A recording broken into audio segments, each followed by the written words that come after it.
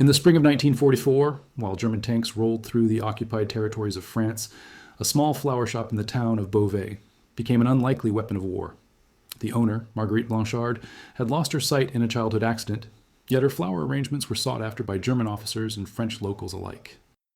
What nobody realized was that her supposed mistake with colors would lead an entire armored column straight into the hands of the French resistance. Before we continue with Marguerite's incredible story, please take a moment to like this video and subscribe to our channel. Your support helps us bring more fascinating historical stories to light. Marguerite was 43 years old when the Germans occupied Beauvais in 1940. She had run her flower shop, La Fleur Perdue, for nearly 2 decades. Her husband, Jacques, had been killed in the initial invasion, leaving her alone with their 16-year-old son, Philippe. The shop stood on Rue Saint-Pierre, a narrow cobblestone street near the town square, where German military vehicles parked daily. Despite her blindness, Marguerite had developed an extraordinary system for identifying flowers. She knew each variety by touch, by scent, by the texture of petals and the thickness of stems. Roses felt different from carnations. Lilies had a distinct fragrance compared to tulips. Her fingers could detect the subtle differences between fresh blooms and those past their prime. But there was one thing Marguerite could not perceive, and that was color. She relied on Philippe to sort the flowers by their hues, arranging them in specific baskets so she could create harmonious arrangements. Philippe would place red roses in the basket nearest the window, white ones by the door, yellow flowers on the middle shelf. It was a system they had perfected over the years. Everything changed in March 1944 when Philippe was recruited by the local resistance cell. The group, led by a former schoolteacher named Henri Moreau, operated from the basement of an abandoned bakery 3 streets away. Their missions included gathering intelligence on German troop movements, sabotaging supply lines, and coordinating with Allied forces, preparing for the invasion everyone knew was coming. Philippe wanted desperately to tell his mother about his involvement, but Henri had been adamant. The fewer people who knew, the safer everyone would be. If the Gestapo came asking questions, genuine ignorance was the best protection. So Philippe kept his secret, even as the weight of it grew heavier each day. The flower shop attracted a peculiar clientele during the occupation. German officers would stop by to purchase bouquets for their quarters or to send to women back home. They treated Marguerite with a mixture of pity and condescension, speaking slowly and loudly as if blindness affected her hearing. She endured their patronizing tones without complaint, wrapping their purchases in brown paper and accepting their Reichsmarks with steady hands. One regular customer was Hauptmann Friedrich Weber, a logistics officer stationed at the German headquarters in the Old Town Hall. Weber was responsible for coordinating supply convoys and armored movements through the region. He was a meticulous man in his late 30s, with thinning blonde hair and wire-rimmed spectacles. Unlike many of his fellow officers, he treated Marguerite with a measure of respect. Every Monday morning, Weber would arrive at exactly 9 o'clock to purchase flowers for his office. He favored simple arrangements, nothing ostentatious. During these visits, he would sometimes mention his wife and 2 daughters back in Munich, showing Marguerite photographs she could not see but would hold politely while he described them. Philippe watched these interactions with barely concealed contempt. How could his mother serve the men who had killed his father? But Marguerite understood something her son did not yet grasp. Information flowed through her shop like water. Officers spoke freely in her presence, assuming a blind woman posed no threat. She heard conversations about troop strengths, supply shortages, and upcoming operations, and every night she would repeat these fragments to Philippe, who would dutifully report them to Henri. In early April, Henri approached Philippe with an urgent mission. Allied intelligence had identified a weak point in the German defensive line approximately 15 kilometers west of Beauvais. If the resistance could lure a significant armored force into that sector, Allied bombers could destroy them in a coordinated strike. The challenge was getting the Germans to commit tanks to that specific location. The plan Henri devised was audacious. They would stage a series of attacks on German positions, making it appear that the resistance had established a major stronghold in the western sector. The Germans would respond with overwhelming force, sending tanks and infantry to crush the supposed uprising. But for the plan to work, they needed to know exactly when and where the German command would deploy their armor. That information could only come from someone close to the German planning operations, someone like Hauptmann Weber. Philippe suggested using his mother's shop as a gathering point for intelligence, but Henri was hesitant. Marguerite was a civilian, and involving her directly violated every principle of compartmentalized resistance work. But Philippe argued that she was already involved, already listening, already at risk simply by living in occupied territory. Henri reluctantly agreed, with one condition. Marguerite must never know the full scope of what they were planning. The next Monday, when Weber arrived for his weekly purchase, Marguerite had Philippe prepare the bouquet in the back room. She engaged the Hauptmann in conversation, asking after his family, commenting on the spring weather. Weber seemed preoccupied, mentioning an upcoming operation that had him working late hours. Marguerite expressed concern for his health, suggested he take time to rest. Weber laughed, a tired sound, and said rest would have to wait until after they dealt with the resistance problem in the western districts. He mentioned that command was planning a major operation, that they would be moving significant armor through the region within the fortnight. When Philippe emerged with the bouquet, Weber complimented the arrangement, paid, and departed. As soon as the door closed, Marguerite repeated everything to her son. Philippe's hands trembled as he wrote down the details. This was exactly what Henri needed. Over the following days, the resistance staged carefully planned attacks on German outposts in the western sector. Nothing too damaging, just enough to suggest a coordinated campaign. The Germans responded predictably, reinforcing their positions and preparing a major sweep operation. Weber continued his Monday visits, each time appearing more stressed. He mentioned to Marguerite that the operation had been delayed due to weather concerns, then rescheduled for the third week of April. He needed the roads to be dry for the tank columns to move efficiently. Philippe passed this information to Henri, who coordinated with Allied command via radio. The bombing raid was scheduled to coincide with the German armor movement. Everything depended on precise timing and accurate intelligence about the route the tanks would take. Then, on the morning of April 16th, disaster struck. Philippe awoke with a severe fever and was unable to get out of bed. Marguerite felt his forehead, the heat radiating through her palm, and knew immediately that her son was seriously ill. She sent word to the German-appointed doctor, who diagnosed pneumonia and ordered complete bed rest. Philippe tried to protest, tried to tell his mother that he needed to go to work, that people were depending on him, but his strength failed and he could only watch helplessly as the days passed. Monday approached, and he realized with horror that he would not be able to sort the flowers for Weber's visit. Marguerite assured him that she could manage the shop alone for 1 week. She had been making arrangements for 20 years. 1 week would be fine, but Philippe knew something his mother did not. Henri had given him specific instructions for that Monday. Weber's bouquet needed to contain a hidden message, a specific combination of flowers that would signal to another resistance member that the operation was proceeding. Philippe tried to explain the system to his mother, but the fever made him delirious. He talked about red and white, about signals and timing, but the words came out jumbled and confused. Marguerite promised to do her best, assured him that everything would be fine, and told him to rest. On Monday morning, April 19th, Hauptmann Weber arrived at La Fleur-Perdue at his usual time. He found Marguerite alone in the shop, Philippe's absence explained by his illness. Weber expressed his sympathy and asked for his usual arrangement.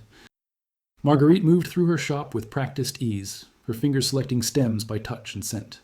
She gathered flowers from various baskets, assembling them by feel into what she believed was an appropriate bouquet. But without Philippe to sort by color, she had no way of knowing that she was combining blooms in a way she had never done before. She chose flowers from the basket by the door, what she assumed were the white carnations Philippe always placed there. She added blooms from the middle shelf, thinking they were the yellow roses that often complemented carnations. She included some greenery, stems with leaves that felt fresh and supple between her fingers. What Marguerite could not know was that Philippe, in his fever-addled state 2 days earlier, had rearranged the baskets. The flowers by the door were not white carnations, but red roses. The middle shelf held not yellow roses, but white lilies.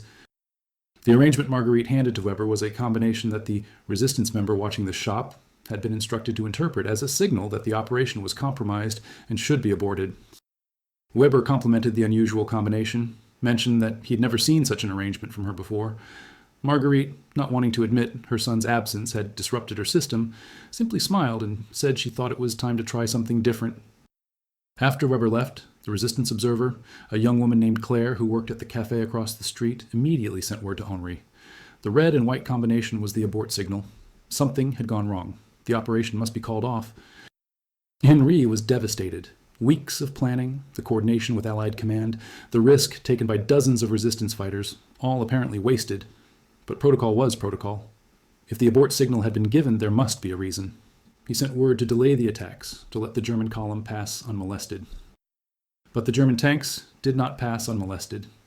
As the armored column moved west on the morning of April 22nd, Allied bombers appeared overhead and struck with devastating precision. The entire force was destroyed in less than 30 minutes. Weber, who had been traveling with the column to coordinate logistics, was killed in the initial strike. Henri learned what had happened from a contact in the German headquarters. The bombing raid had proceeded exactly as planned. The abort signal had been false, a mistake caused by Marguerite's colorblindness and Philippe's fevered rearrangement of the flower baskets. When Henri confronted Philippe after his recovery, the young man was horrified. His mother's innocent mistake, his own delirious actions, had led to the destruction of an entire German armored column. But more than that, it had led to Weber's death, a man who, despite being the enemy, had shown kindness to Marguerite. Philippe wanted to confess everything to his mother, to explain what her flowers had done, but Henri forbade it. Marguerite's ignorance had protected her. If the Gestapo came investigating Weber's final days, her genuine lack of knowledge would be her shield. Besides, Henri argued, she had done nothing wrong. She had simply arranged flowers as she did every day. The German investigation into the attack focused on radio intercepts and suspected spies within their own ranks. They never considered the blind florist who had sold flowers to their logistics officer. To them, Marguerite Blanchard was simply a pitiful woman trying to survive the occupation, no more capable of espionage than the flowers she arranged. Marguerite noticed the change in Philippe after his illness. He was quieter, more withdrawn, carrying a weight she could feel but not see. She asked him repeatedly what was troubling him, but he would only say that he was still recovering, still regaining his strength.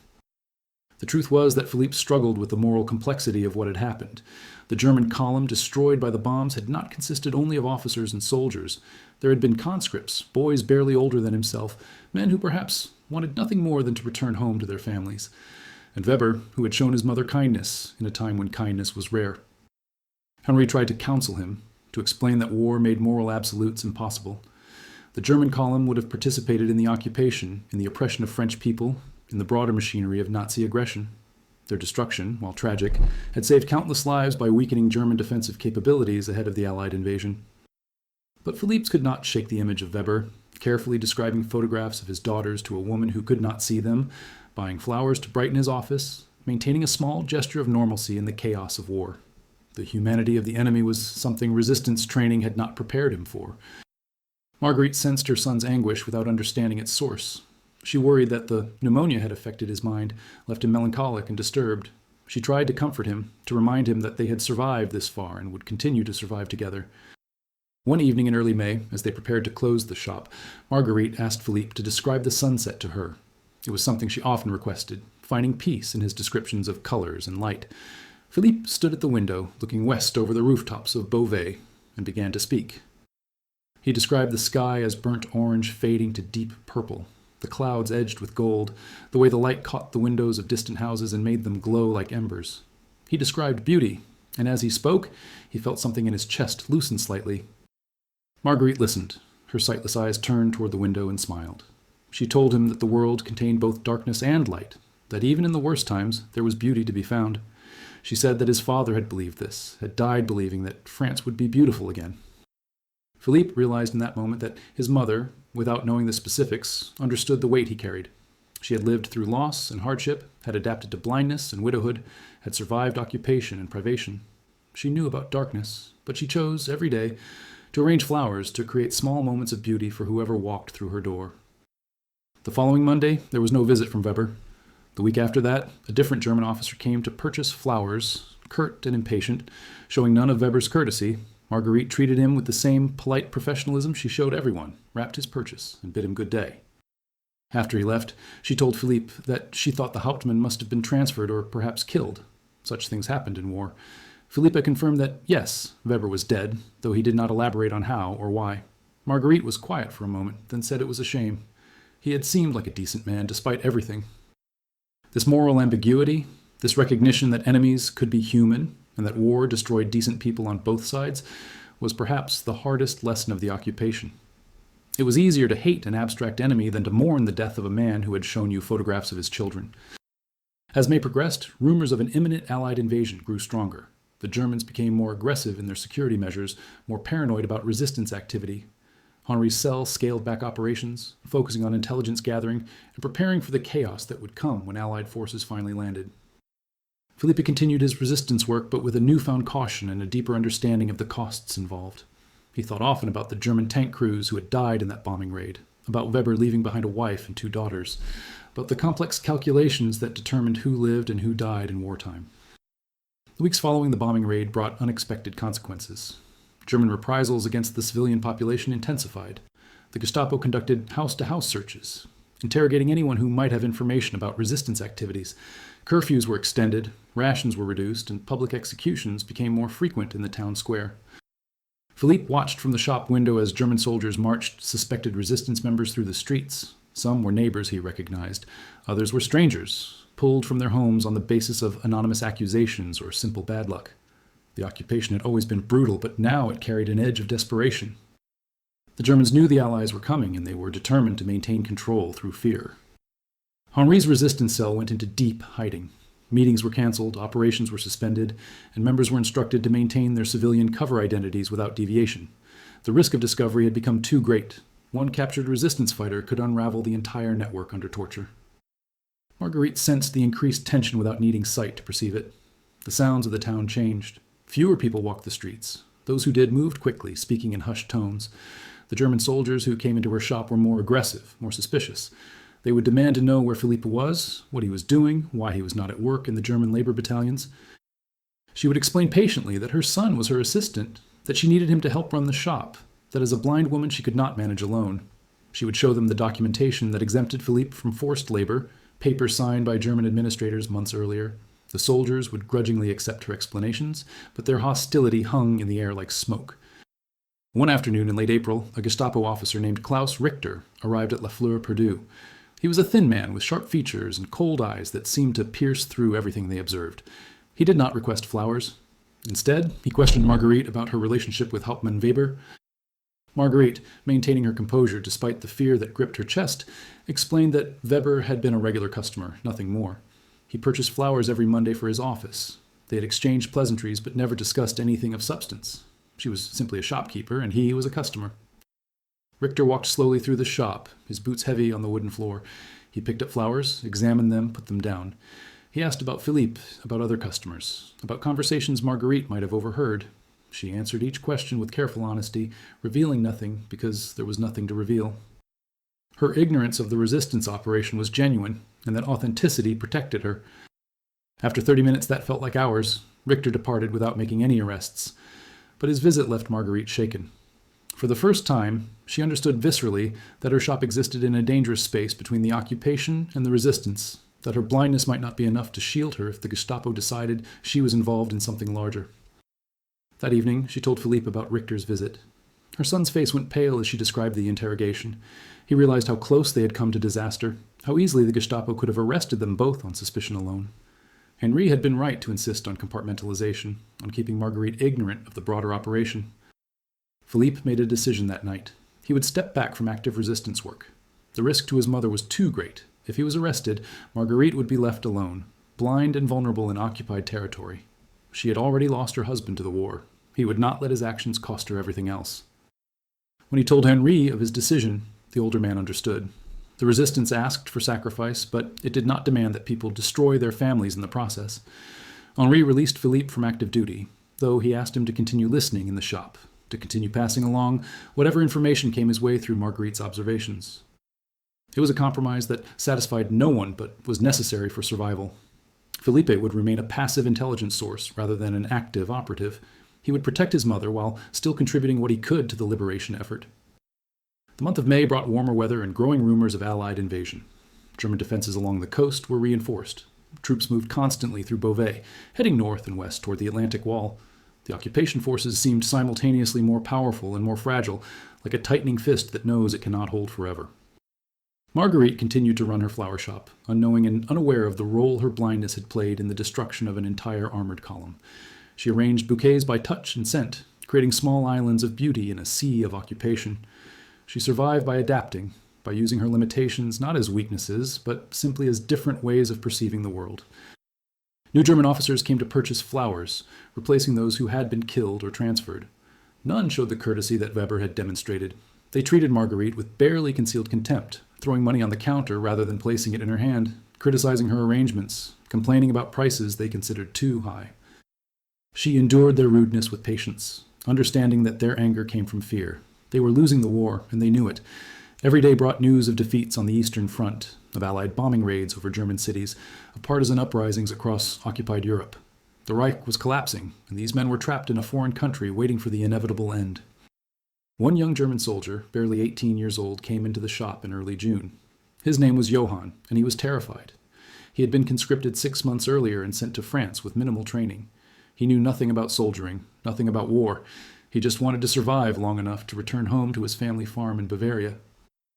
Johann asked Marguerite if she had flowers that symbolized hope.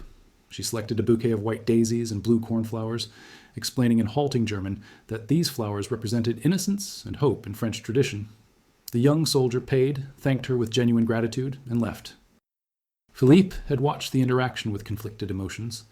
This boy was the enemy, wearing the uniform of the occupation forces, but he was also just a frightened child conscripted into a war he did not choose, hoping desperately to survive.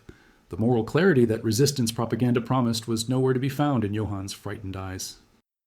3 days later, Philippe saw German soldiers carrying a stretcher through the town square. The body on the stretcher wore Johann's unit insignia. The young soldier had been killed in a skirmish with resistance fighters from another cell, one of dozens of small engagements that occurred daily across occupied France as the war approached its end. Marguerite asked Philippe what was wrong when he returned to the shop, pale and silent.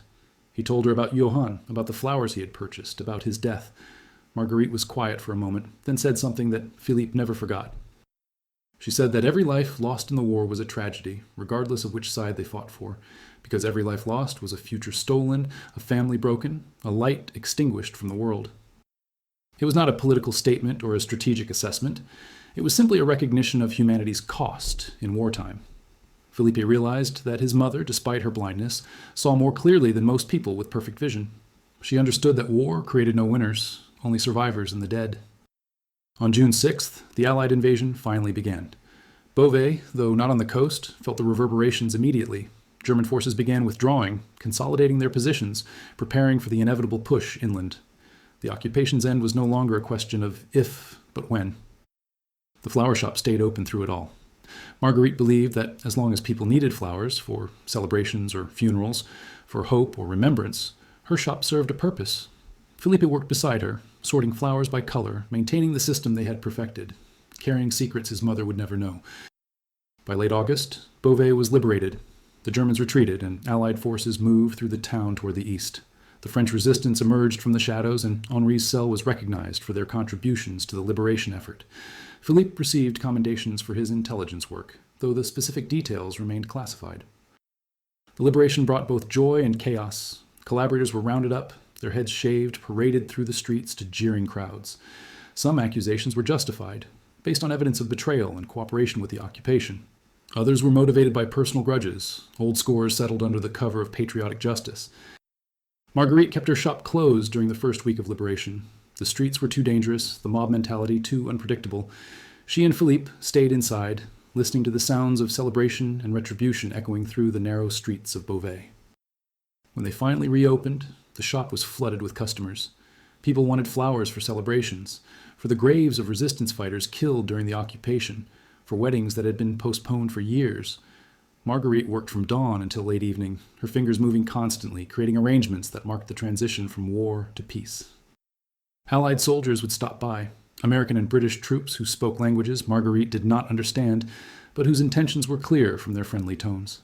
They would purchase flowers to give to French girls, to place on the graves of fallen comrades, to send home to sweethearts across the ocean.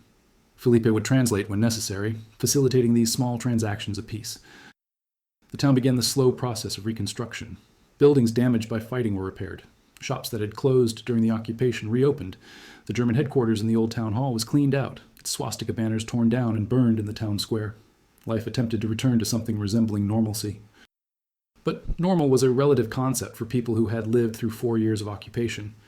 Everyone carried scars, visible and invisible. Trust had been broken so many times that it could not easily be restored.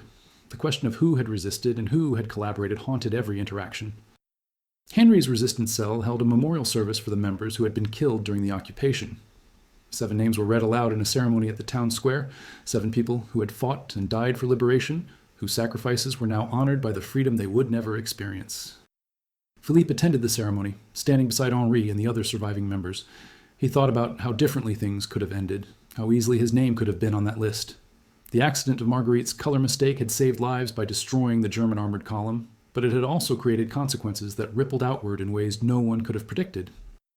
After the ceremony, Henri pulled Philippe aside. He told him that the full details of the operation against the German column would remain classified for the foreseeable future.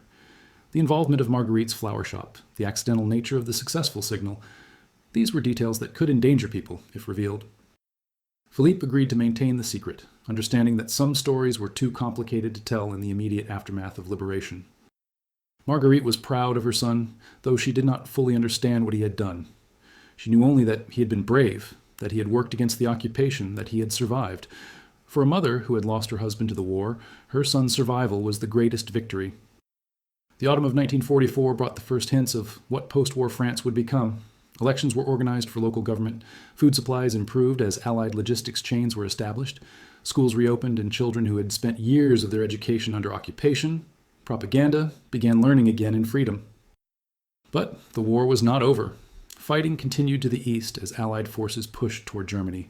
The news brought reports of fierce resistance, of German cities bombed into rubble, of concentration camps discovered and liberated. The full scope of Nazi atrocities began to emerge, making the moral questions of resistance and collaboration even more complex. Marguerite listened to the radio reports with Philippe, her face unreadable as the details of Holocaust were described. The scale of suffering was incomprehensible, millions murdered in a systematic genocide that defied human understanding. She thought about Weber, about his photographs of his daughters, about whether he had known what was happening in the camps. She thought about the moral weight of every German death, measured against the context of what Germany had done. There were no simple answers. Weber had shown her kindness, but he had served a regime that committed unspeakable evil. The German tank crews destroyed by Allied bombers had been human beings with families and futures, but they had been part of a military machine that facilitated genocide. The complexity was overwhelming, and Marguerite retreated into the simplicity of flowers, where beauty existed without moral judgment. Years later, after the war ended and France began the long process of recovery and remembrance, Philippe finally told his mother the truth about the flowers in the German tank column. They sat together in the shop, now restored and thriving in peacetime, and he explained everything. The resistance plan, the abort signal, the mistaken arrangement, the bombing raid. Marguerite listened in silence, her face unreadable. When Philippe finished, she was quiet for a long time. Then she asked him a single question. Did he think Weber's death was her fault? Philippe said no. Weber had chosen to serve in the German military, had participated in the occupation of France, had been part of a system that caused immeasurable suffering. His death was a consequence of those choices and the larger conflict, not of a blind woman arranging flowers. But, Marguerite pressed, did Philippe feel guilty about it? Philippe admitted that he did, that he had struggled for years with the memory of Weber's kindness, with the knowledge that decent people died in war, with the moral complexity of resistance and revenge. Marguerite reached across the table and took her son's hand. She told him that guilt meant he had a conscience, that he understood the weight of what had been done. She said that was not a burden to escape, but a responsibility to carry, to remember that even enemies are human, to work, in whatever time remained to them, to build a world where such choices would not need to be made. They sat together as afternoon light filtered through the shop windows, illuminating vases of flowers and colors Marguerite could not see but could imagine through her son's descriptions. The war had ended, but its lessons remained, carried in the memories of those who had survived. The story of how a blind florist's color choices inadvertently led to the destruction of a German armored column remained classified for decades. When it was finally declassified in the 1980s, historians noted it as a remarkable example of how intelligence operations could succeed through unexpected means, how small mistakes could have large consequences, and how the fog of war could turn accidents into victories. But for Marguerite and Philippe, the story was never about victory or strategy. It was about survival, about the moral costs of resistance, about the burden of secrets and the complexity of remembering enemies as human beings. It was about a mother and son who endured occupation, who contributed to liberation in ways large and small, and who carried forward the understanding that war creates only complicated memories, never simple ones. La Fleur Perdue remained open until Marguerite's death in 1967. Philippe continued to run it for another decade before finally retiring. The shop on Rue Saint-Pierre was converted into a cafe, but a small plaque outside notes that it once housed a flower shop owned by Marguerite Blanchard, a blind woman who arranged flowers during the occupation and after the liberation, creating beauty in darkness, serving all who entered with equal grace. The plaque does not mention the German tank column or the bombing raid or the mistaken flower arrangement. Some stories are too complex for bronze plaques to contain. They live instead in the memories of those who experienced them, passed down through families, preserved in classified files and oral histories, reminding each new generation that history is made not only by the deliberate actions of heroes, but also by the small, accidental choices of ordinary people trying to survive extraordinary times.